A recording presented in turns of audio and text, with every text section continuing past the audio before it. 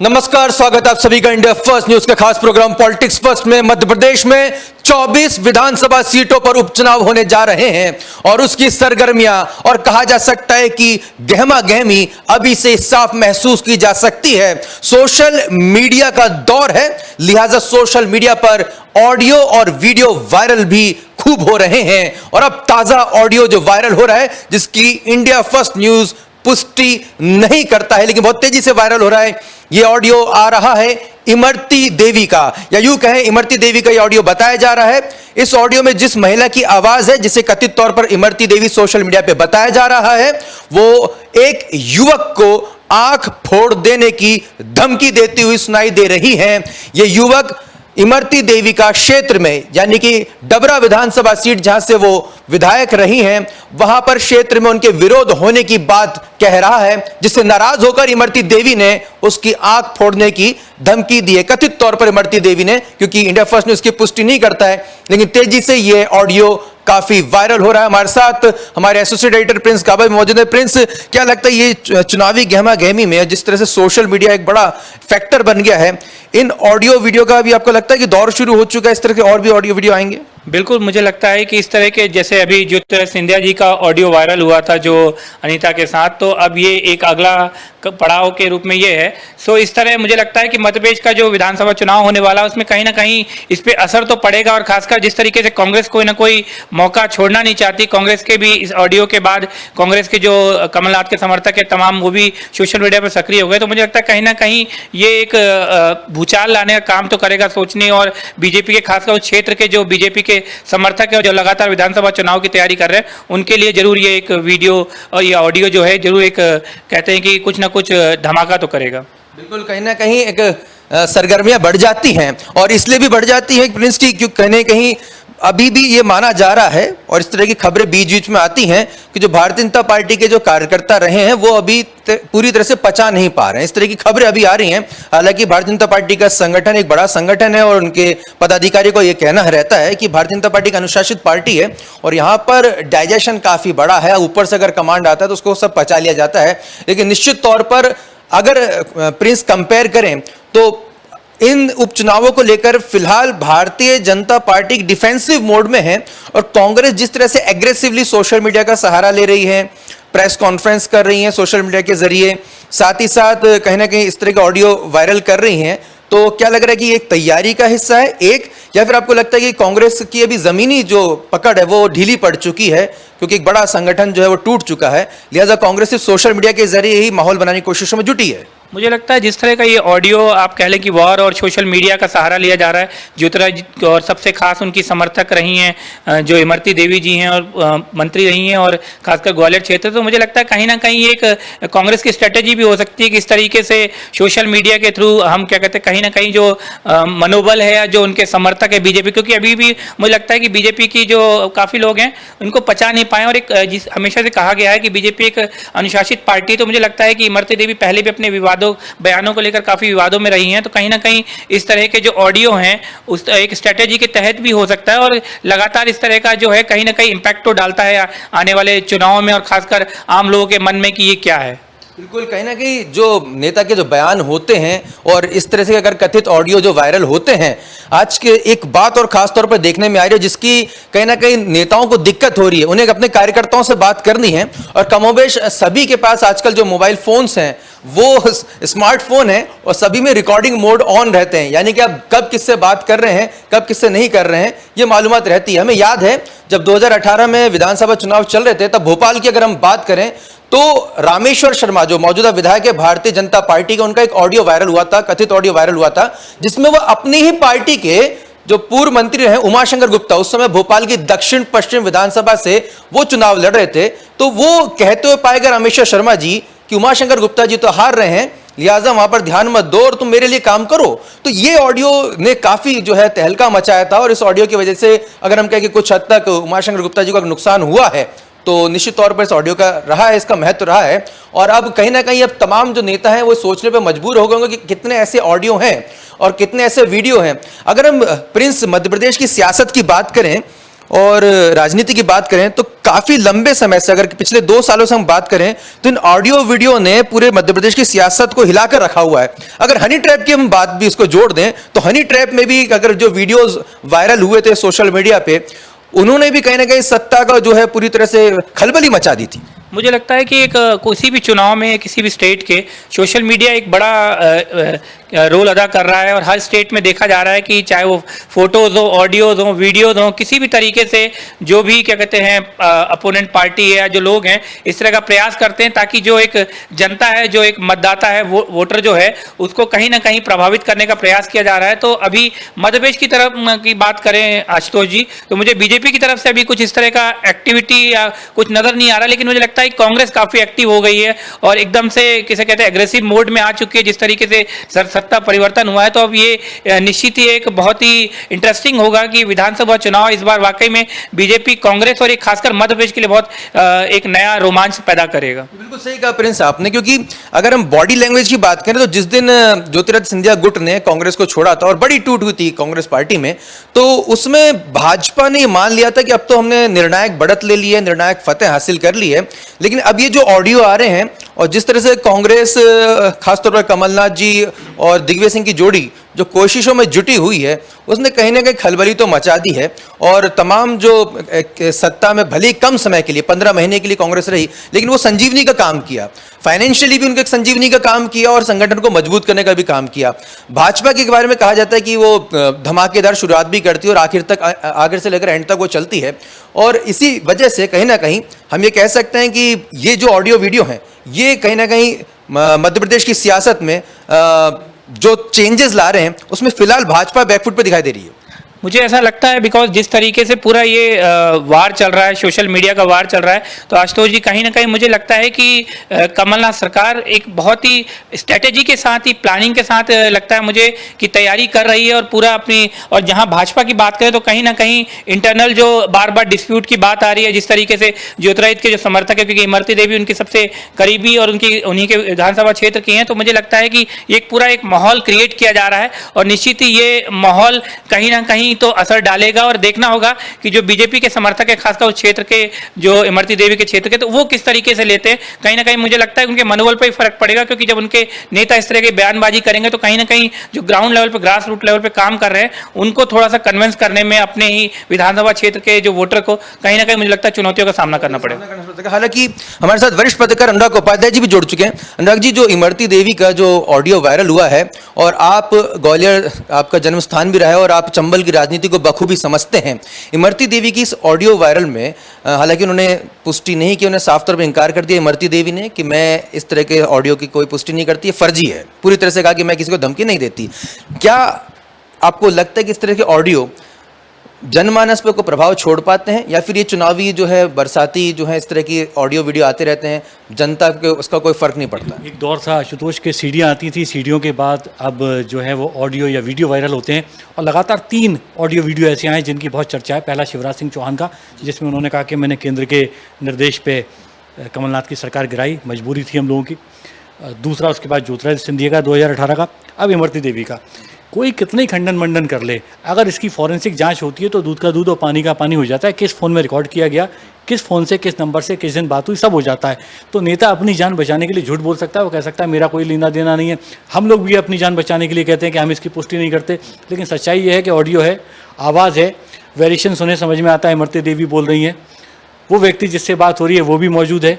तो ऑडियो कहीं झूठा नहीं होता, अपनी जान बचाने के लिए कह दिया जाता है। और चंबल की तासीर है, बहुत आसान है कि आज का तो हमें का मूर्ख समझ रहे हैं हम, तो यहाँ के फोड़ देंगे, ये बहुत आसान बात है, ये सहज बात है कहना। वहाँ तो बात बात पे गोलियाँ चल जाती हैं। वो इलाका ही जो पूरा का पूरा है, किसी समय जाना जाता था बागी, बिहाड़ और बंदूक, 3 ही वहाँ की पहचान होती थी। तो नेता के लिए बहुत आसान सी बात है, किसी की आँख फोड़ देंगे, ये धमकी चमकी चलती रहती है। लेकिन इसका असर पड़ेगा अगर आप नेता हैं और आप किसी भी अपने मतदाता से या अपने किसी की वोटर से जो आपको सीधे फ़ोन लगा के आपके बच्चे से बात कर रहा है, आपसे बात कर रहा है, उसको अगर आप इस तरह की धमकी देते हैं तो इसका असर तो पड़ता है और वोट भी कटते हैं। फिलहाल बीजेपी की जो स्थिति है, जो कांग्रेस से बीजेपी में आए, बड़ा संकट का दौर है बीजेपी के लिए। जो लोग कल तक बीजेपी के लिए वोट मांगते थे, कांग्रेस का विरोध करते थे, अब वही कांग्रेस में जो नेता आ गए, उनके लिए कैसे वोट मांगेंगे, बड़ा सवाल है ये। दूसरी समस्या ये है कि ग्वालियर चंबल जो रीजन है, मुझे दो पंक्तियां बार बार याद आती हैं कि चंबल का पानी पीना खेल नहीं है और चंबल किसी महाजन की रखेल नहीं है, और इस पानी का किसी से मेल नहीं है। अद्भुत पानी है, अद्भुत लोग हैं, अगर वो ठान लें कि इमरती देवी को जिताना है तो कुछ भी हो जाए जिता देंगे। उनका मानस बन चुका है, तो फिर खुदा आ जाए, इमरती देवी को कोई नहीं जिता सकता। बीजेपी के लिए फिलहाल संकट खड़े हो रहे हैं, रोज़ नए नए शिगुफे हो रहे हैं, और प्रोपेगंडे की मास्टर है कांग्रेस, तो आप चीज़ों को कैसे खड़ा करना है, क्या करना है। कमलनाथ जी भी एक्सपर्ट हैं, दिग्विजय सिंह जी भी एक्सपर्ट हैं, दोनों खाली हैं, खाली लोग मिलकर चीज़ों को तूल दे रहे हैं, चीज़ें बढ़ती जा रही हैं। सवाल इसलिए भी आपसे सर पूछूंगा क्योंकि मुझे अच्छे से याद है कि आपने इलेक्शन को काफ़ी करीब से आपने न केवल कवर किया है बल्कि उसके एक एक पहलू पे आपने रिसर्च भी की है। 2014 में सोशल मीडिया के मास्टर अगर हम कहा जाए तो बीजेपी को माना जाता था, खासतौर पर ब्रांड नरेंद्र मोदी जो क्रिएट किया। हम 2020 तक आ गए हैं। अब कांग्रेस इसमें क्यों एडवांटेज यहाँ पे मध्य प्रदेश में लेती हुई दिखाई दे रही है? क्या स्ट्रेटजी चेंज हो गई है? बीजेपी थोड़ी पीछे रह गई? इसमें बड़ा एक टेलीविज़न हो, वेब मीडिया हो या अखबारों, सबकी जो सांसें हैं वो विज्ञापनों से चलती हैं।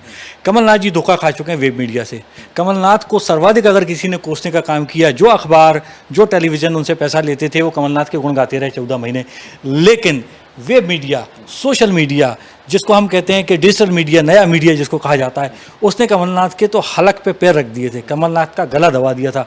बस कमलनाथ की जीभ निकलना बाहर रह गई थी, इतना सत्यानाश किया था कमलनाथ का। कमलनाथ समझ चुके थे कि अगर जंग जीती जाएगी, कमलनाथ के सामने उदाहरण कौन?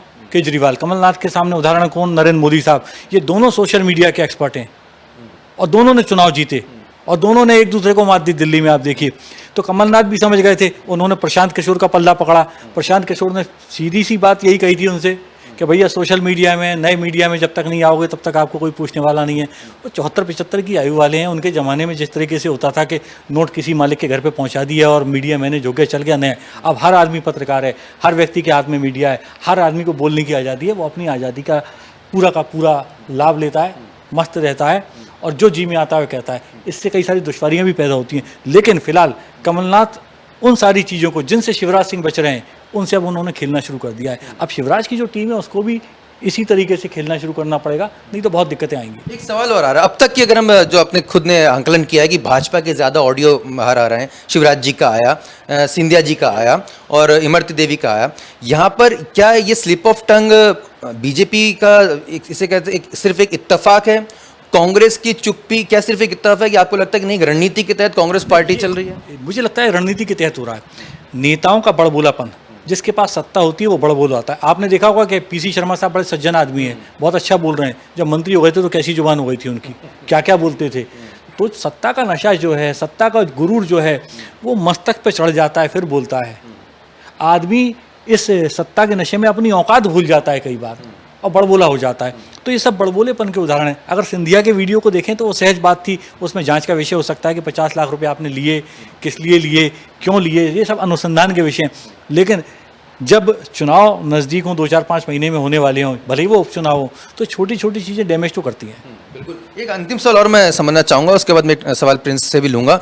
सर, क्या लग रहा है कि भाजपा एक अनुशासित पार्टी है, संगठन काफ़ी मजबूत है, भाजपा के संगठन पदाधिकारियों की दिक्कत क्या है इस समय? क्योंकि इस तरह के बयान भाजपा की परंपरा नहीं रही है और अब उन लोग को ये परंपरा सिखानी है, वक्त कम है, कैसे सिखाएं, कैसे समझाएं? और दूसरा सवाल ये भी कि जो लोग अभी तक मन नहीं बना पा रहे, उनके जो पारंपरिक कार्यकर्ता हैं, उन्हें अब कैसे समझाएं कि नहीं भाई जो हुआ सो हुआ, फिर भी खड़े रहो?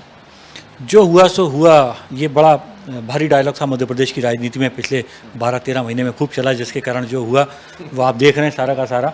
लेकिन इस तरह के ऑडियो वीडियो जब जब आते हैं तो उसमें आप किसी विशेष दल से नहीं जोड़ सकते। रामेश्वर शर्मा साहब खूब बोलते थे बीजेपी के, तमाम सारे नेता अपने बड़बोलेपन के लिए चर्चित रहे। अनुराग ठाकुर के एक बयान ने उनको कितना अभी लज्जित किया हो। आप देखिए कि उनका बयान गलत नहीं था, लेकिन कहने का तरीका गलत था। तो इस तरह के बयान अभी और आएंगे।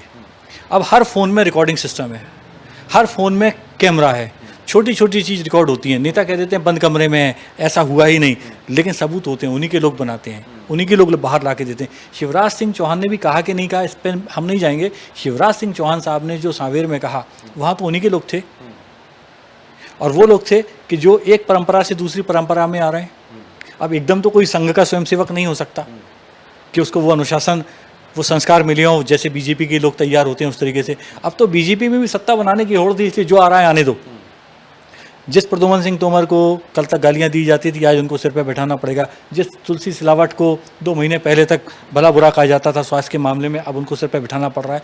तो ये राजनीति है और इसमें अच्छे बुरा कुछ नहीं देखा जाता। अब तो एक चीज़ देखी जाती है, कौन हमारे काम का है, किससे हमारा कितना शुभ लाभ जुड़ा हुआ है। तो अभी तो कांग्रेस के जितने लोग आए हैं उनसे शुभ लाभ बहुत ज़्यादा जुड़ा हुआ है। महाराष्ट्र में भी यही कमोबेश ये स्थिति देखी, शिवसेना को जीवन भर कांग्रेस पार्टी कोसते रही। बाला साहब ठाकरे जीते जी बोलकर गए थे कि अगर शिवसेना कांग्रेस से मिलेगी तो मेरी मृत्यु के बाद ही मिलेगी। के बाद हिजड़े जैसे शब्द उन्होंने इस्तेमाल किए थे, और उसके बावजूद आप ये देखिए कि ये किसी एक पार्टी की बपौती नहीं है सत्ता में परंपरा। आने के लिए अब कई बार ये होता है ना कि साहब लड़का सरकारी नौकर है, काला है, पीला है, लंगड़ा है, लूला है, लड़की ब्याह दीजिए, कम से कम पेंशन तो मिलती रहेगी। तो अब सत्ता के लिए भी बेमेल विवाह होने लगे हैं। इससे बड़ा साफ होता है कि हमने आपको गाली दी, आपने हमको गाली दी, हम सब भूल जाएंगे।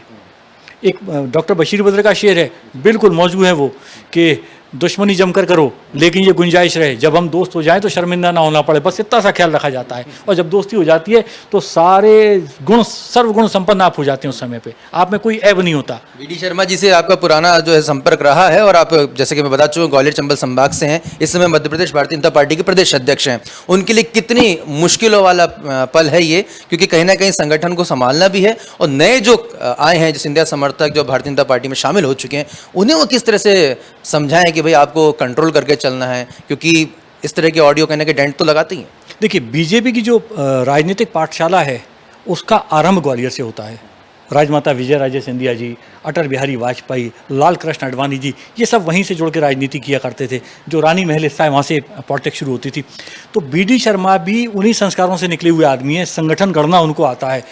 अखिल भारतीय विद्यार्थी परिषद में उन्होंने बहुत शानदार काम किया, जिसका पारितोषिक मिला, वो सांसद बने। अब बीजेपी की कमान उनको सौंपी गई। तो बीडी शर्मा के लिए दिक्कत बहुत ज़्यादा नहीं आएगी, क्योंकि एक तो सत्ता में सबसे पहला जो प्लस पॉइंट होता है कि उनका मुख्यमंत्री है, उनकी सरकार है, उनके पास ताकत है, उनके पास लोग हैं, उनके पास संगठन है। कांग्रेस से ज़्यादा अच्छी स्थिति में बीजेपी है। बस बीजेपी के जो रूठे और छूटे हुए लोग हैं, वो कांग्रेस से जो भी लोग आए 20, 22, 25, उनके साथ 100, 200, 500, 1000 लोग जो भी आए, उनको एक्सेप्ट कर लें। बस समस्या वहाँ है कि वो उनको स्वीकार नहीं कर पा रहे और उनका तिरस्कार भी नहीं कर पा रहे अभी तो। बिल्कुल, इसमें बड़ा मैसेज छुपा हुआ है प्रिंस सुहास भगत जी के लिए भी, क्योंकि पिछली बार हमने देखा था किस तरह से सुहास भगत जी, मैं तो कहूँगा बिल्कुल पूरी तरह से फेल हो गए थे 2018 इलेक्शन में, जब बड़े बड़े जो दिग्गज सूरमा थे, सरताज सिंह की हम बात करें, रामकृष्ण कुसमारिया की बात करें, जो एक स्तंभ माने जाते थे, उन्हें मना पाने में नाकामयाब रहती भारतीय जनता पार्टी। और शुरुआत में उनका स्टैंड रहता भाजपा की, नहीं कोई बात नहीं, पार्टी सर्वोपरि है, लेकिन डेंट लगा था, काफ़ी नुकसान हुआ था, एक माहौल बना था। यहाँ तक कि मुख्यमंत्री शिवराज सिंह चौहान के सगे साले साहब जो हैं वो भी भाजपा छोड़ के कांग्रेस में शामिल हो गए थे। तो एक आखिरी मूवमेंट पे ऐसा भगदड़ सी मस्ती भाजपा में दिखाई दी थी। क्या आपको लगता है कि अब सुहास भगत जी के लिए, और जैसा कि अनुराग जी ने बताया वीडी शर्मा जी के लिए, इस समय चैलेंजिंग पोजीशन है? मुझे लगता है बहुत चैलेंजिंग है, क्योंकि इतनी जल्दी एक्सेप्ट जो खासकर कार्यकर्ता हैं भाजपा के, वो नहीं स्वीकार कर पा रहे हैं, क्योंकि अभी समझ ही नहीं पा रहे हैं।